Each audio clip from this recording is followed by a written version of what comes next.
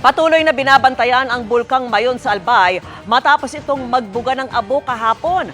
Ang paliwanag ng PhilVox at kung posible bang itaas ang babala sa bulkan, alamin po sa live na pagtutok ni Jessica Calinog ng GMA Regional TV, Balitang Bicolandia.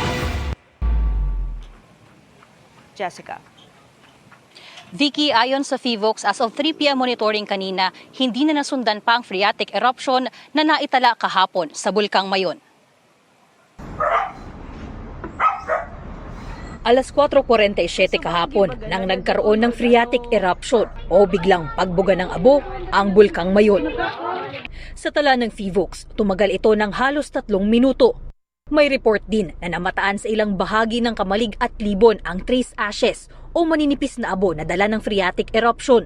Wala naman daw kinakailangang ilikas ng mga pamilya dahil sa naturang phreatic eruption. Dahil ang evacuation, ipatutupad lamang kung nasa alert level 3 ang bulkan. Hindi na rin nasundan pa ang phreatic eruption na nangyari kahapon. Ngayong araw, may naitalang isang volcanic earthquake pasado alas 3 ng hapon. Pero paglilinaw ng PhilVox, ang phreatic eruption kahapon at ang volcanic earthquake kanina hindi basihan para muling itaas sa alert level 3 ang naturang bulkan. Yung mechanism po ng mga phreatic eruptions, may tubig coming into contact with a hot magma body. Pwedeng mainit na mga bato. Kukulo po yun, magiging steam, at dahil pressurized po siya na nasa ilalim ng bulkan, pwedeng magkaroon ng isang explosion or eruption na mangyari. Close monitoring sa Mayon para just in case na may matanggap ulit na bulletin sa Mayon volcano na may situation na similar na nangyari kahapon. Lagi lang nakahanda ang DRRMO saka prepared ang community for possible action.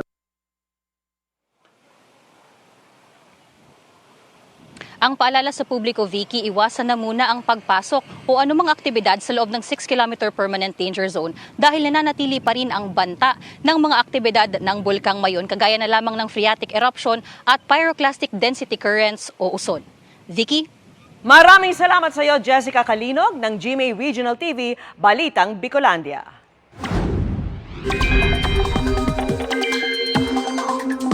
Ulat panahon tayo mga kapuso. Pansin nyo ba na kumpara noong mga nakaraang linggo, ay tila umiinit na ang panahon ngayon? Ang tanong tuloy ng ilan, tapos na ba ang amihan? Ay sa Pag-asa, hindi pa po.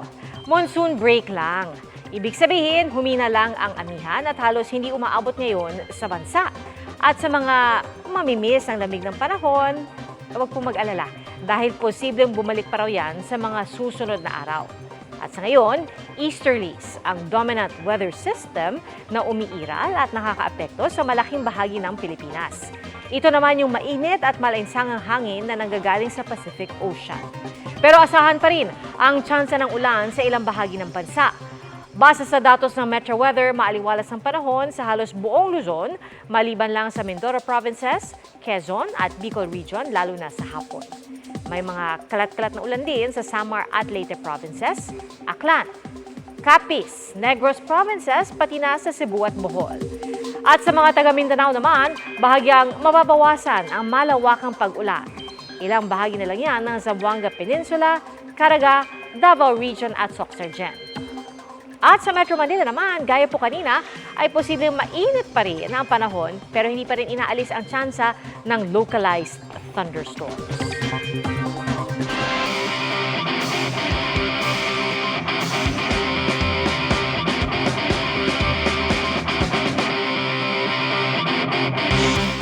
Literal na pwede nang maisakamay ang pagpapalakas sa mga kamay na pinahina o hindi maigalaw dahil sa stroke. Ang gagamitin, special gloves na dinevelop ng ilang estudyante na pinarangalan ng DOST. Tara't panoorin how they change the game.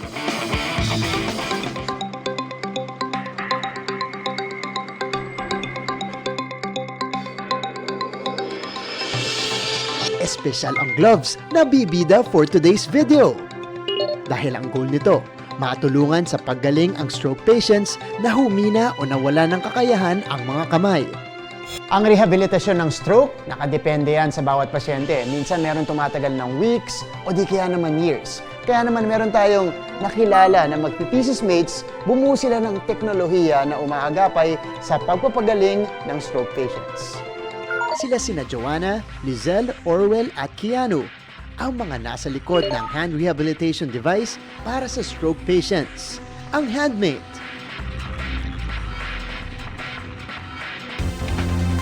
The goal of our invention is to continuously exercise the hand. Ang importante po kasi yung continuous blood flow.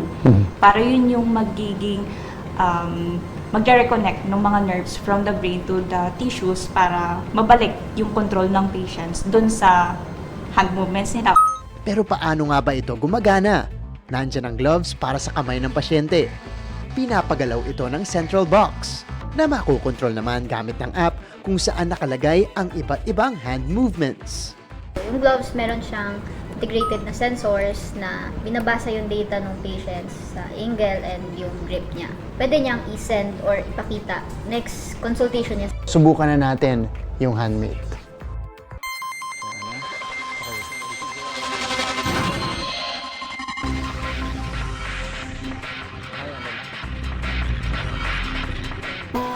So, nakikita niyo po yung movement natin. Hindi ko siya nilalabanan. Pero may, ano po siya, may force din yung hila ng string. Ang ideya sa Handmate, nagmula raw kay Orwell. Yung grandmother ko, a decade ago, she suffered from a stroke. Yung left side ng katawan niya, paralyzed. And nakita ko yung struggle niya noon. Malaki ang potensyal ng proyekto, lalo pat ikatlawang stroke sa top causes of death sa bansa. Kaya hindi na rin nakapagtataka ng magwagi ang grupo bilang Innovation Best Project of the Year ng BPI DOST noong nakaraang taon. They are very committed to continue the project as the pioneer of this project. Mga kapuso, nakita natin yung tulong ng tech at innovation sa medical field. So sana po magtuloy-tuloy itong Handmate para magamit na rin ng mga stroke patients. Para sa GMA Integrated News, ako si Martin Javier. Changing the game! Hindi po kailangang amyendahan ng saligang batas para palakasin ang ekonomiya. Yan ang iginiit ng ilang grupo kasabay ng pagtatanggol sa 1987 Constitution. At nakatutok si Sandra Aguinaldo.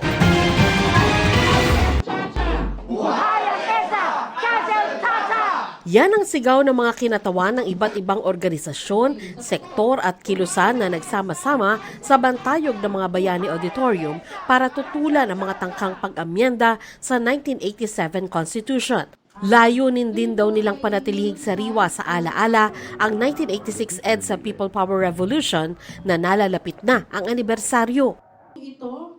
Kaya inilunsad ngayong araw ang Buhayang EDSA Network Campaign. Katuwiran nila, hindi kailangang amyendahan ng saligang batas para palakasin ang ekonomiya. Yung pag-attract natin ng foreign investors, hindi problema ng konstitusyon yan. Problema ng pagkukulang natin sa batas at kumpiyansa nila sa ating sistema ng hustisya. Sa pagharap nila sa media, inilatag din nila ang mga katangian daw ng 1987 Constitution na dapat anilang pangalagaan, gaya ng kalayaan sa pananalita, karapatang magtipon at bumuo ng samahan, at malayang pamamahayag. Nagtakda ang konstitusyon ng mga taning sa panunungkulan ng mga politiko upang hindi sila magtagal sa kapangyarihan at pigilin ang pag-iral ng mga dinastiya. Naghigpit ang konstitusyon ng mga kondisyon ng pagdedeklara ng batas militar. Para naman sariwain ang alaala ng EDSA People Power, ipagdiriwang daw nila ang anibersaryo nito sa Pebrero 25 sa pamamagitan ng iba't ibang events, kahit pa inalis ito ng Malacanang sa listahan ng holidays. May misa din sa EDSA Shrine sa umaga ng February 23. Para sa GMA Integrated News, Sandra Aguinaldo, nakatutok 24 oras. It's Grammy season once again at Win for Women ang sunod-sunod na awards para sa female artists. Kabilang ang historic win ni Taylor Swift ng Album of the Year na may bonus pang sorpresa para sa Swifties. Makichika kay Aubrey Carampel. And the Grammy goes to Taylor Swift. Definitely Definitely a bejeweled moment para kay pop superstar Taylor Swift, ang kanyang 4th win ng Album of the Year for Midnights sa 66th Grammy Awards. She is indeed the mastermind dahil nag-set ito ng all-time record na may pinakamaraming Grammys Album of the Year wins. I would love to tell you that this is the best moment of my life. For me, the award is the work. All I want to do is keep being able to do this. I love it so much. It makes me so happy. Another slay for Queen Tay, ang panalo ng Midnights na Best Pop Vocal Album. And as her way of saying thank you sa love and support ng Swifties, My brand new album comes out April 19th. It's called The Tortured Poets Department. few minutes lang ipinost na ni Taylor ang cover ng upcoming album na yan with the message, All's Fair in Love and Poetry. It started to cry, then remembered, I just won my first Grammy! Miley Cyrus is now a Grammy girly or something. Nakuha lang naman ang hit song niyang Flowers ang Record of the Year at Best Pop Solo Performance. This award is amazing. Not everyone in the world will get a Grammy, but everyone in this world is spectacular. Grammy says women domination sa pagkapanalo naman ni Billie Eilish ng Song of the Year Award for What Was I Made For na OST ng pelikulang Barbie. Thank you to the members of the Recording Academy. Thank you to Greta Gerwig for making the best movie of the year.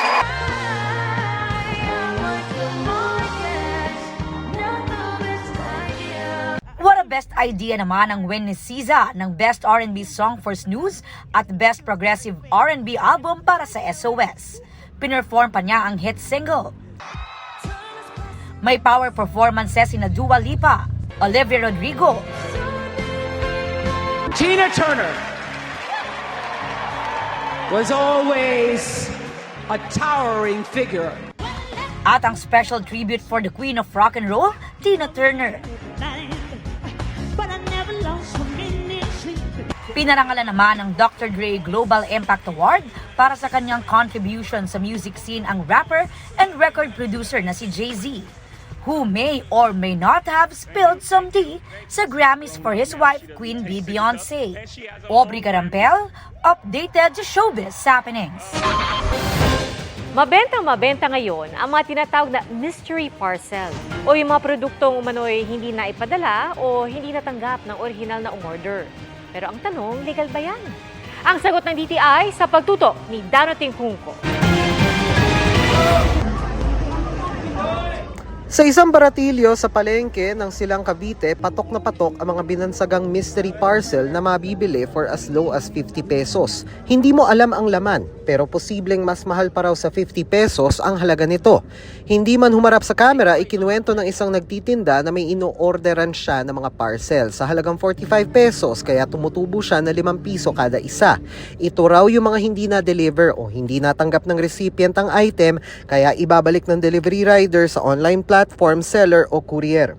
Pagbalik, tatanggalin ang sticker kung saan nakalagay ang pangalan at address ng original recipient, saka na raw ito ibebenta bilang mystery parcel. Maging online, may mga nag-aalok ng mga umano'y mystery parcel. Giit ng nagtitindang nakausap ng GMA Integrated News, walang illegal dahil in-order din naman daw nila ito online para ibenta.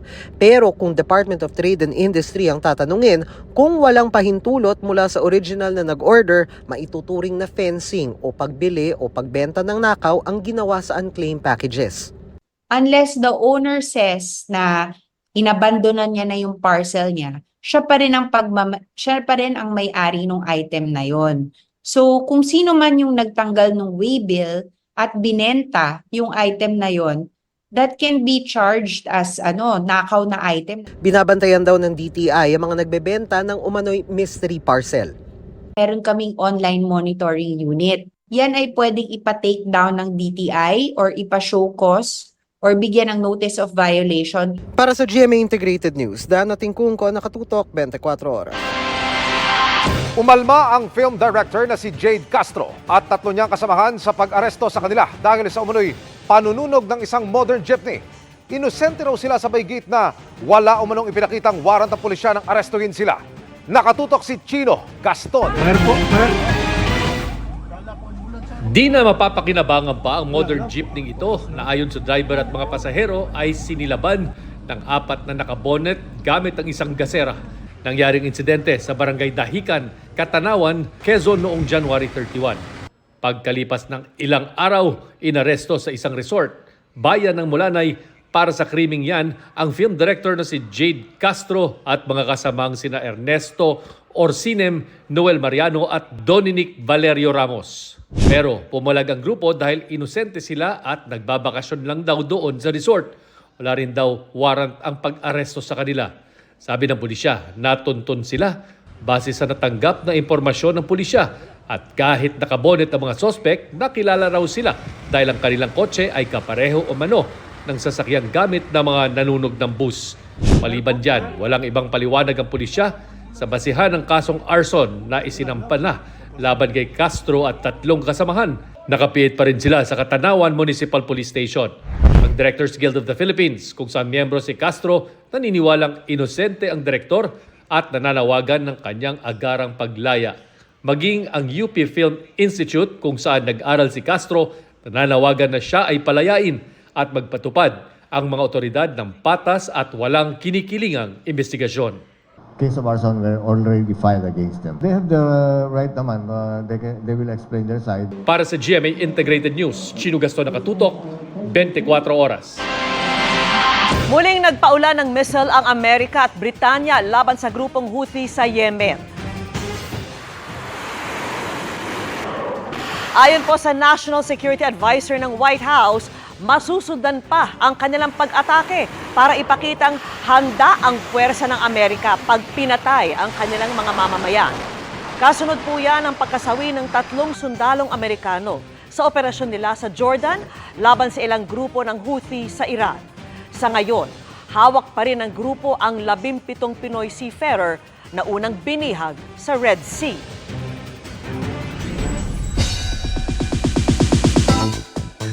Proud mama si Marian Rivera na excited na raw ipanood sa mga anak ang upcoming series na My Guardian Alien. Sa seryeng ito, first time niyang makakatambal si Gabby Concepcion at makakatrabaho si Firefly director Zig Dulay. Makichika kay Aubrey Carampel. Pictorial pa lang, kitang-kita na ang chemistry ni nakapuso primetime queen Marian Rivera at leading man na si Gabby Concepcion. Para yan sa upcoming GMA Prime Fantasy Drama Series na My Guardian Alien. Relate na relate raw si Yan sa kanyang role sa serye bilang si Catherine. Kasi hindi nagkakalayo yung character ni Catherine sa akin sa totoong buhay. Mapagmahal na nanay, tapos mahilig kasi siya gumawa ng mga kwento at yun ang very excited ako na ma-share ito sa ibang bata. Si Gabby naman masaya na finally natuloy na ang pagtatambal nila ni Yan. Ang saya-saya, busog kami sa set parate. Si Yan parate nakangiti kaya masarap kasama sa set. Gaganap na anak ng 2 ang kapuso child star na si Rafael Landicho. Dahil gumanap na bilang si Little John sa Voltes 5 Legacy, hindi na raw nahirapang mag-adjust sa role si Rafael bilang si Doy. Actually, medyo similar po sila sa Voltes 5. Pero sila mapagmahal sa nanay. Tsaka pero sila genius. Excited na nga raw si Maria na mapanood ng mga anak na sina Zia at Sixto ang proyektong Kapupulutan ng Aral. Yun naman talaga yung hiling ko talaga sa GMA na kung gagawa ako at magka-comeback ako, gusto ko mapapanood ng mga anak ko at may matututunan sila sa ginagawa kong programa, which is binigay nila. As a wife, super proud din si Marian sa pagkapanalo bilang Best Actor ng mister na si Kapuso Primetime King Dingdong Dantes sa First Manila International Film Festival sa Hollywood para sa record-breaking movie nila na Rewind. Actually, magka-text kami. Sabi niya, I'm on my way dun sa awards night. Sabi ko, good luck. Sabi niya, I don't want to expect something. Sabi ko, okay lang, at least nandyan ka. Tumatawag siya. Nanalo ako. Sabi niya gano'n. Sabi ko, deserve mo yan. Talaga namang napakahusay niya talaga sa Rewind. Si MIFF Best Director naman na si Zig Dulay ang magdedirect ng My Guardian Alien na first time daw idedirect sina Marian at Gabby. It's a collaboration, yung buong team, katulad ng ginawa namin dun sa Firefly na hindi lang ako yung nakatayo dun sa gitna, kundi tinutulungan ka ng buong team para mas mapaganda yung teleserye or mas mapaganda yung ginagawa ninyo mismo. Aubrey Carampel, updated sa Showbiz Happenings. At yan ang mga buhay naman akong chika this Monday night. Ako po si Iya Arellano. Miss Vicky, Miss Pia, Emil. Thank you, Iya! At yan ang mga balita ngayong Lunes. Ako po si Vicky Morales. Ako po si Pia Arcangel para sa mas malaking misyon. Para sa mas malawak na paglilingkod sa bayan, ako po si Emil Sumangil. Mula po sa GMA Integrated News, ang News Authority ng Pilipino, nakatuto kami 24 oras.